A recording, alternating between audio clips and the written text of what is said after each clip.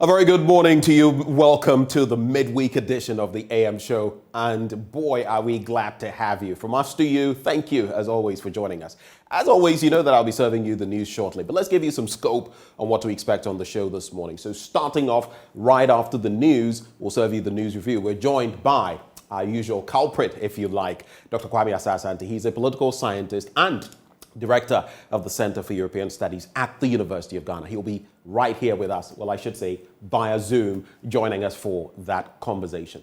But right after that, we get into our major stories this morning. And in the first, we talk politics.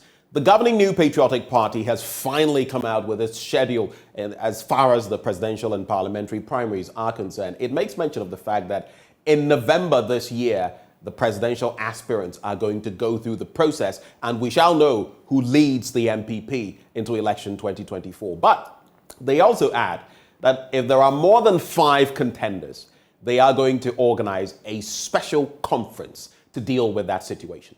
So what can we expect on that front, especially as they've also been throwing some hard-hitting shots, pot shots, if you like, at former President Mahama. In fact, the party's chairman, Stephen Ayesu and team addressed the press. We'll bring you the full details of all of that on that first leg of our conversation.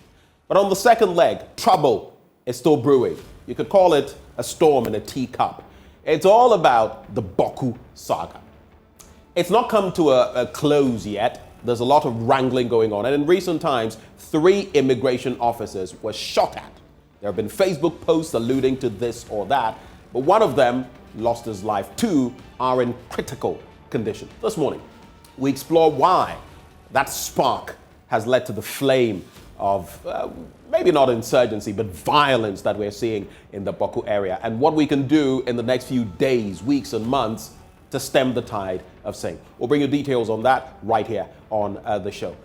We've spoken about the ECG on its own drive to mop up funds. Well, today we'll be telling you about the Ghana Water Company Limited and how it's mobilizing revenue, how it's looking to plug the loopholes. And today being a Wednesday as well, as always, we'll serve you AM Business.